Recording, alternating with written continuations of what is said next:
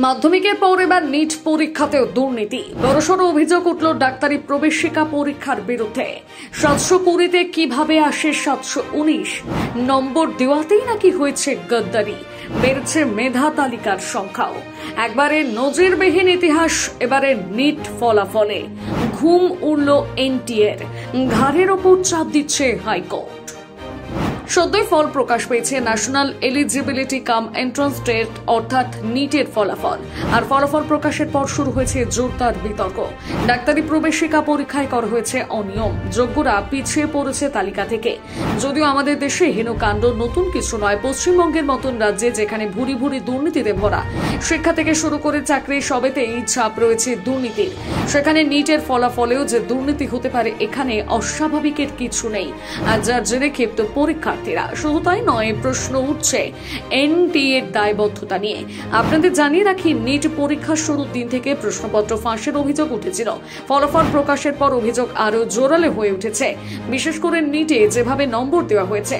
NEET পরীক্ষা মূলত হয়ে থাকে 720 নম্বরে। তথ্যসূত্রে জানা গিয়েছে এবারের পরীক্ষায় অনেক পরীক্ষার্থী 720-র মধ্যে পেয়েছেন 719 কিংবা 718। আর এই নম্বর পাওয়া নাকি একেবারেই ভিত্তিহীন, এমনটাই দাবি সংশ্লিষ্ট মহলের। এই বিষয়টির সম্বন্ধে এক শিক্ষক জানিয়েছে এনটিএ এর রেজাল্টে নাকি ভুল আছে, কারণ তারা সেটা দুবার যাচাই করেও দেখেছেন। সেই শিক্ষকের মতে 720-তে 720 পাওয়া সম্ভব, কিন্তু যারা 718 কিংবা 719 পেয়েছে সেটা পাওয়া কখনোই যায় না, কারণ প্রতিটি প্রশ্নের মান থাকে 4 করে। এবার কোনো পরীক্ষার্থী যদি একটি প্রশ্ন ছেড়ে দেয় তাহলে তার নম্বর আসতে পারে 716। আর যদি কোনো প্রশ্ন ভুল হয় সেক্ষেত্রে আরো 1 নম্বর বেশি কাটা হয়, অর্থাৎ 720-র মধ্যে নম্বর আসবে 715 অথবা 716। তাই এখানেই প্রশ্ন উঠছে কিভাবে এই নম্বর আসতে পারে। শুধু তাই নয়, উঠেছে আরো বড় প্রশ্ন। জানা যাচ্ছে এবারে নিটে নজিরবিহীন রেজাল্ট করেছে শিক্ষার্থীরা। নিটের 67 জন পরীক্ষার্থী 720-তে 720 নম্বর পেয়ে শীর্ষস্থান অধিকার করেছে। তার মধ্যে 6 জন নাকি একই পরীক্ষা কেন্দ্রের পরীক্ষার্থী, এমনকি তাদের রোল নম্বরও প্রায় কাছাকাছি। সংশ্লিষ্ট মহল দাবি করছেন এখান থেকেই বোঝা যাচ্ছে পরীক্ষার সময় প্রশ্নপত্র ফাঁস হয়েছে। তবে এনটিএর এই অভিযোগ আগেই খারিজ করে দিয়েছিল। তবে যতই অভিযোগ খারিজ হোক না কেন, এই বিষয়টি উঠে গেছে কলকাতা হাইকোর্টে। এনটিএ কে পরীক্ষায় গড়দারি করতে দেখে তাদের কাছে হলফনামা চায় হাইকোর্ট। এমনকি বিচারপতি কৌশিক চন্দ এবং বিচারপতি অপূর্ব সিংহ রায় ডিভিশন বেঞ্চের নির্দেশে আগামী 10 দিনের মধ্যে এই হলফনামা জমা দিতে হবে।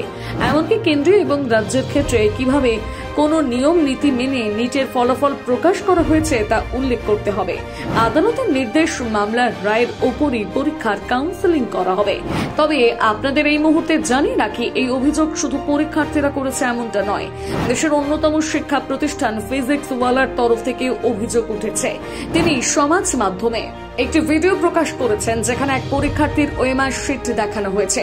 সেই ওএমআর শিটে হিসেব করলে পরীক্ষার্থীর নম্বর হচ্ছে 368। তবে ফলাফল প্রকাশের পর তিনি পেয়েছেন 453, অর্থাৎ 85 নম্বরের ব্যবধান। তবে এই নম্বর ঠিক কিভাবে পেয়েছেন তা বলা মুশকিল।